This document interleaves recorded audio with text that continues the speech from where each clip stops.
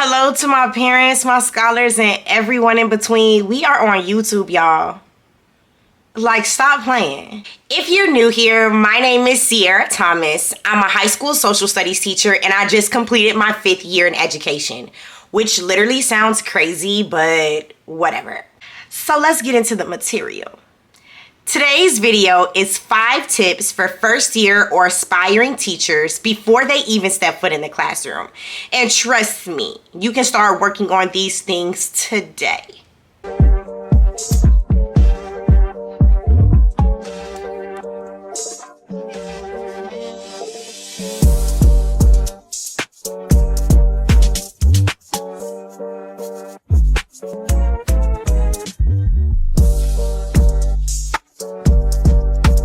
Tip number 1, be mindful of what you purchase.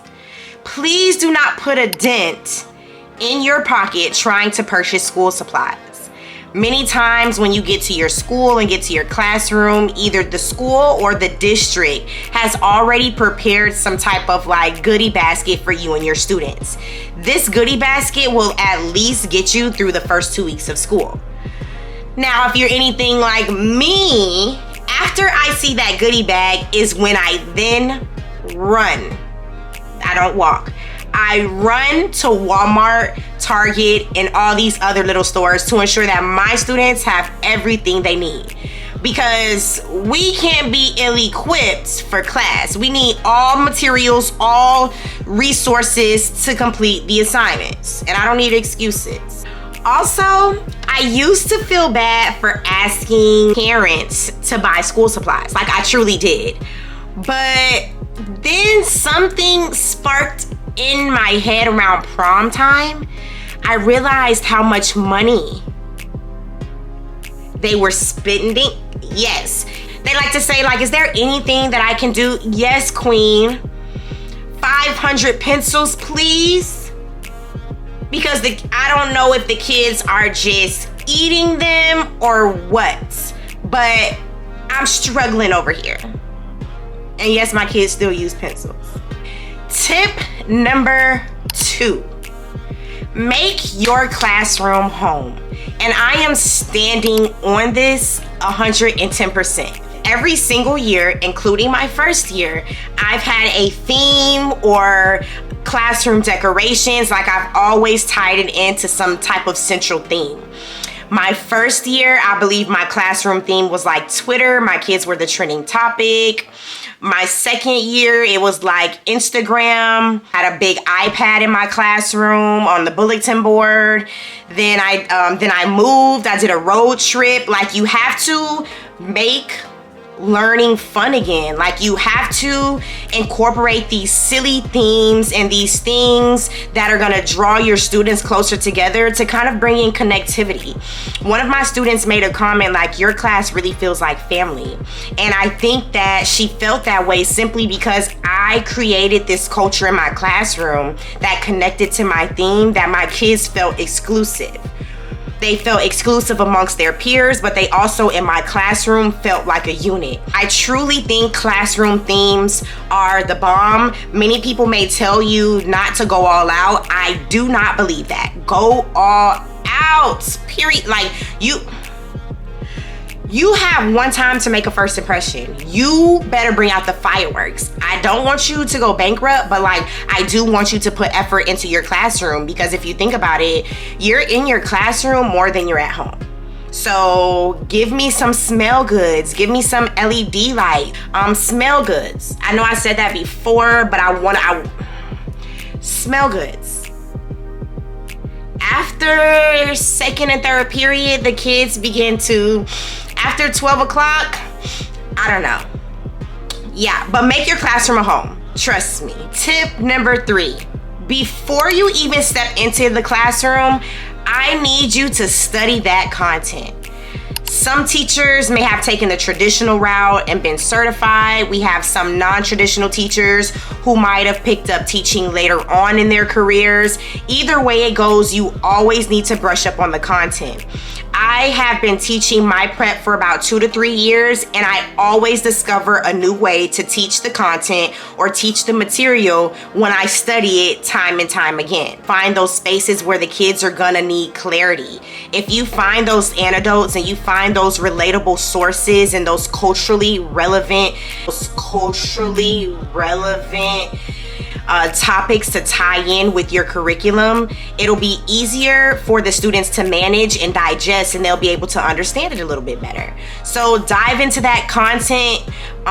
For some reason, teachers think like they're smarter than the students, and that may be true in some cases, but you always want to stay sharp. You never, ever want to get caught slipping. Knowing the material and teaching the material is two different things. You can know exactly what you're talking about, but can you teach it to somebody? That's the difference. Students learn on different levels, so if you're only able to teach that material one way, you're not doing service to your classroom. Learn how to teach that content in multiple ways so your students can benefit from it. Tip number 4, I'm serious about this, y'all. Start thinking about your classroom rules, customs and courtesies, your non-negotiables. Do not get in front of these kids, allow their cute, sweet faces to finesse you out of having rules and standards into your classroom. It will happen, especially as a first-year teacher. They know you're first year, they can sense the newness of you, they're not familiar with you, and they're gonna try anything to get past you. So before you get into pre-planning, you need to identify what is going to be allowed into your classroom. And when they do break the rules, what are the consequences? Now, I've been so fortunate within my career. I have never had to write a referral. And yes, thank you. And then that's a lot of work for me. Before you get into your classroom, figure out what's gonna go and what's not, because the kids will try you all day long. Tip number 5, parent connection. So during this time off, you have the flexibility to do some research and do some looking for platforms where you can connect with your parents. I would suggest that you use this time to come up with some type of schedule, whether you contact parents once a month, during every assessment, maybe if it's quarterly. Find something that's gonna realistically work for you so you can stay in communication with your parents. Many times teachers wait until the child does something wrong or have ill behavior before they want to contact parents. But if you create the schedule and you regularly contact parents and stay up to date with parents, those conversations can move a little bit smoother. Automatic emails are good. Getting a Google phone number is good. At first, I used to give out my regular number, but then I realized that there were no boundaries with that. So I created a Google number so that way parents still felt comfortable texting and shooting emails and calls and things like that, but it didn't come directly to my phone, which I learned later down the line was so much better and definitely worth it. Starting a new school year is almost like having a baby. It's like you have all these different supplies and resources for your baby, and then your baby gets here and you're still not 1,000% prepared. That doesn't make you a bad parent, you just happen to not be prepared. Be resilient, be open-minded, and be optimistic, and your first year of teaching will go by seamlessly. Well, not seamlessly, but it'll go by much easier. I think we did all the tips. Thank you guys so much for tuning in and watching my video. I literally cannot believe I'm on YouTube still, but here we are. Come take this journey with me. School is around the corner and I don't want you to miss a beat. If you like the content that you see today, don't be afraid to like, subscribe, and comment on this video. Give me your feedback. Let me know if it worked for you, and I will be back with another video. Love you guys so much, and I'll see you next time.